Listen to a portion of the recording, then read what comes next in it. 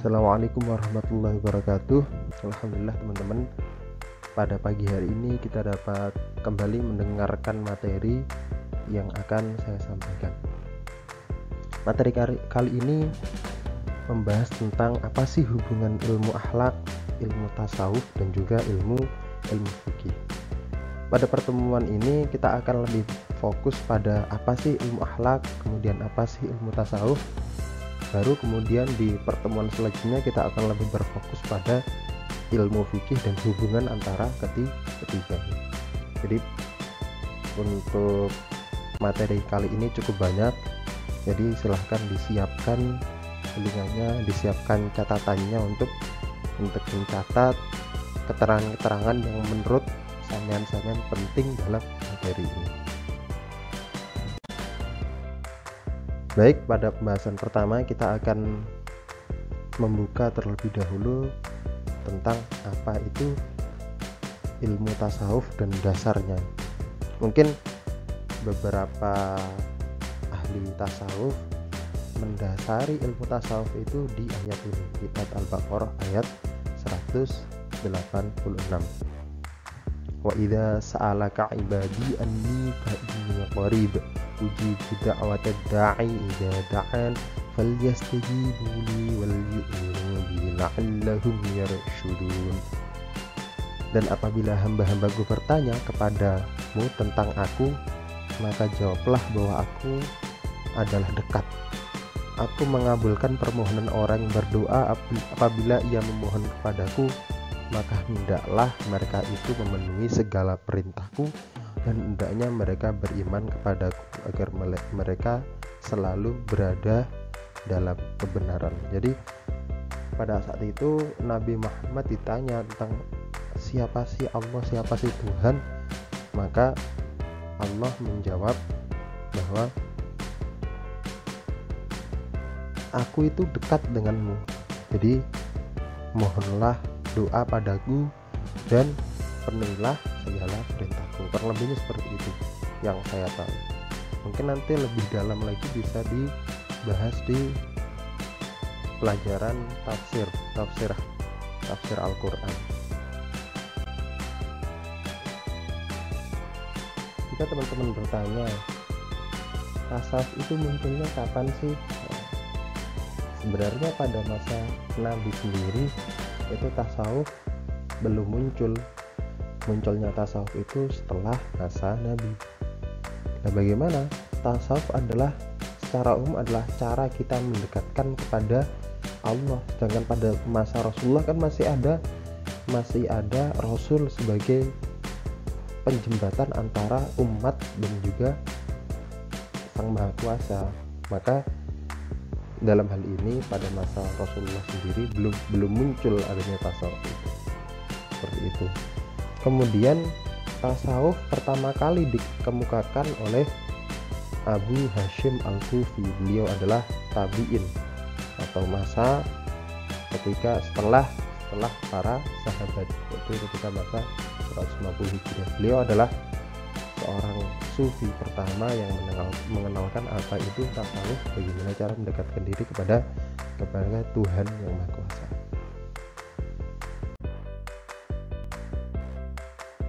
Selanjutnya kita akan membahas tentang apa sih tasawuf.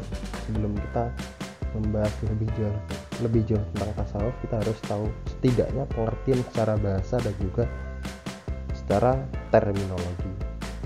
Tasawuf untuk bahasa atau terminologi atau etimologi adalah ahlus suf, yaitu sebutan bagi orang-orang miskin, sebutan bagi orang-orang yang menjauhi dunia, biasanya seperti itu.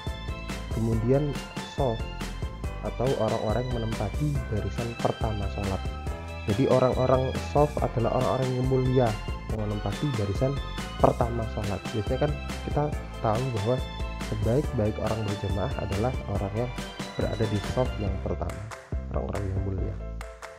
Kemudian al-sof atau as-sof adalah orang-orang yang suci hatinya, suci perbuatannya. Kemudian yang terakhir, identik dengan orang sufi atau orang yang ahli tasawuf adalah wal kasar atau pakaiannya itu pakaian yang sederhana, tidak bermewah-mewahan, artinya mereka menjauhi diri dari kesenangan-kesenangan dunia. Selanjutnya kita akan membahas tentang tasawuf menurut istilah atau terminologi. Beliau adalah Yazid Al-Bustami, salah satu seorang sufi yang wafat pada tahun 261 Hijriah atau sekitar masa Bani Umayyah, kerajaan dinasti Bani Umayyah kalau tidak salah. Beliau mengatakan bahwa tasawuf itu terdiri dari kha, yang artinya tahalli, menjauhi perbuatan tercela. Jadi sebelum kita bertasawuf, kita paling tidak sudah membersihkan terlebih dahulu akhlak-akhlak tercela. Kita membersihkan mulut kita dari perkataan kotor, kita membersihkan hati kita terhadap prasangka-prasangka buruk, kita membersihkan pikiran kita terhadap pikiran-pikiran yang tidak baik. Kemudian kha, tahalli, mengisi dengan akhlak terpuji. Setelah akhlak-akhlak tercela itu kita singkirkan, kita isi dengan akhlak-akhlak terpuji, seperti perbuatan kita selalu baik, prasangka baik, pikirannya juga baik, dan sebagainya, yaitu akhlak-akhlak yang terpuji. Setelah itu dua itu terpenuhi, baru jim, tajalli, mengalami kenyataan ketuhanan. Artinya di sini bagaimana seorang sufi itu menerima atau mengetahui kebesaran Tuhan sehingga selalu ingat kepada Sang Maha Kuasa, yaitu Allah Subhanahu wa Ta'ala. Selanjutnya kita lihat pengertian dari Abu Qasim bin Muhammad Al-Junaidi Al-Baghdadi, wafat tahun 297 Hijriah. Beliau berpendapat bahwa tasawuf adalah membersihkan hati dari menyamai sifat dan tabiat umumnya orang. Jadi ketika orang-orang itu kebanyakan adalah berprasangka buruk, hatinya tidak bersih, maka bagaimana seorang tasawuf, seorang sufi membersihkan diri dari sifat-sifat yang umumnya dimiliki oleh orang-orang. Kemudian menekankan sifat basyariyah, yang selanjutnya adalah menjauhi hawa nafsu, memberikan tempat bagi sifat kerohanian, berpegang pada ilmu kebenaran, mengamalkan sesuatu yang lebih utama selamanya, menepati janji kepada Allah dan mengikuti syariat Rasulullah. Menjauhi hawa nafsu dalam artian kita tidak melepas hawa nafsu itu sendiri, karena manusia kalau tidak ada hawa nafsu ya meninggal, ya mati. Akan tapi menjauhi hawa nafsu adalah bagaimana cara kita untuk menjaga atau bisa mengendalikan hawa nafsu. Kita mempunyai nafsu, maka kita makan. Tapi bagaimana cara kita agar makan itu secukupnya, tidak berlebihan? Nah, itu adalah dalam artian menjauhi hawa nafsu adalah mengendalikan hawa nafsu.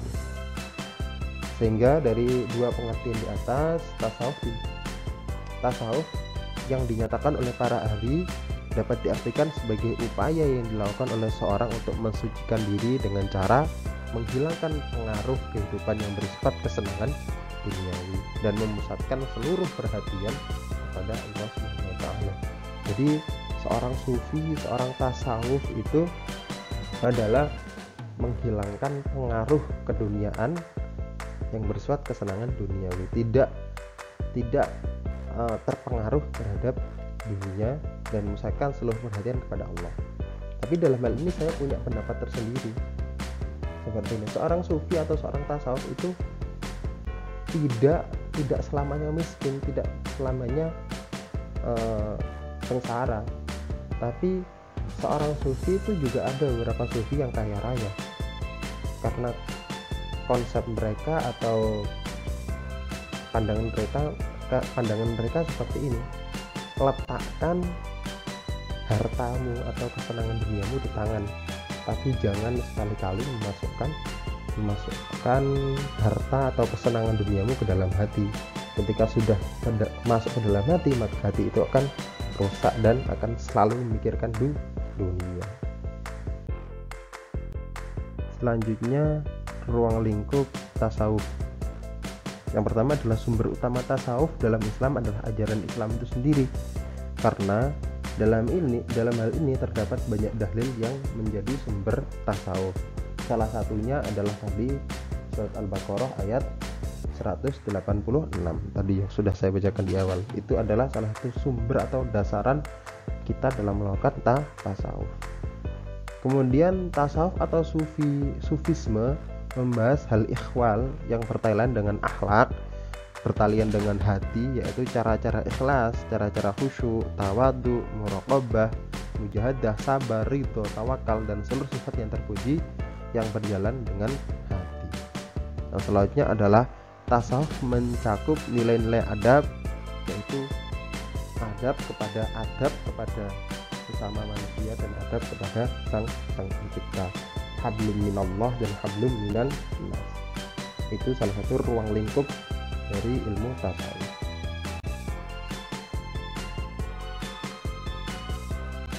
Baik, kita persingkat. Tujuan dari ilmu tasawuf sendiri adalah bagaimana cara kita untuk mendekatkan diri kepada Allah melalui apa? Melalui penyucian diri atau tazkiyatun nafs, yaitu perbaikan akhlak, kemudian menyibukkan diri dengan amaliyah sunnah. Ketika kita sudah menyibukkan diri dengan amaliyah sunnah, maka kita tidak sempat lagi untuk melakukan perbuatan tercela atau akhlak tercela, karena kita disibukkan dengan perkara-perkara yang sunnah. Itu sebagai penghalang kita untuk melakukan sesuatu yang tercela atau pikiran-pikiran tercela, perbuatan-perbuatan tercela.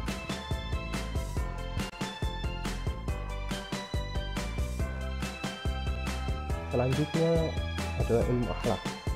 Ilmu akhlak secara bahasa atau terminologi, akhlak berasal dari jamak khuluqun atau tingkah laku, tabiat.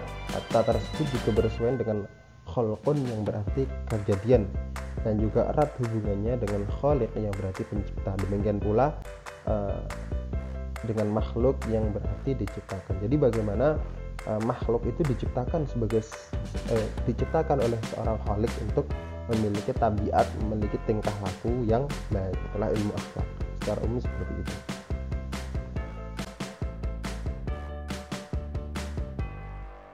Selanjutnya ilmu akhlak menurut terminologi ilmu Miskaweh mendefinisikan akhlak sebagai suatu keadaan jiwa yang mendorong seorang untuk melakukan perbuatan tanpa pertimbangan pikiran.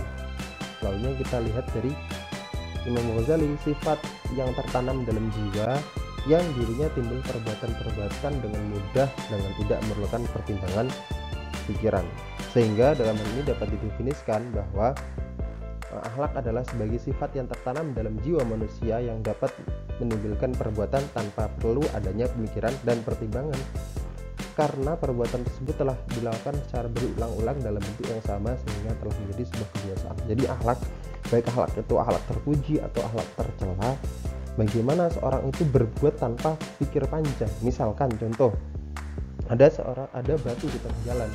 Ketika seorang sudah memiliki akhlak yang baik, maka secara otomatis dia akan menyingkirkan batu tersebut. Itu akhlak terpuji. Ketika dia bertemu dengan guru, otomatis dia akan bersalaman, otomatis dia akan bersalaman, memberikan salam. Kemudian kalau misalkan sama murim atau sama laki-laki dicium tangannya, itu sebuah akhlak yang baik, tanpa pikir panjang, langsung ketemu guru langsung salaman. Begitu pula ketika akhlak tercela, maka ketika kita jatuh, misalkan ketika kita jatuh ternyata kita sudah terbiasa mengatakan hal-hal yang kotor, maka secara otomatis tanpa kita sadari otomatis kata-kata yang keluar adalah kata-kata kotor. Mungkin seperti itu gambaran sederhananya tentang ilmu akhlak.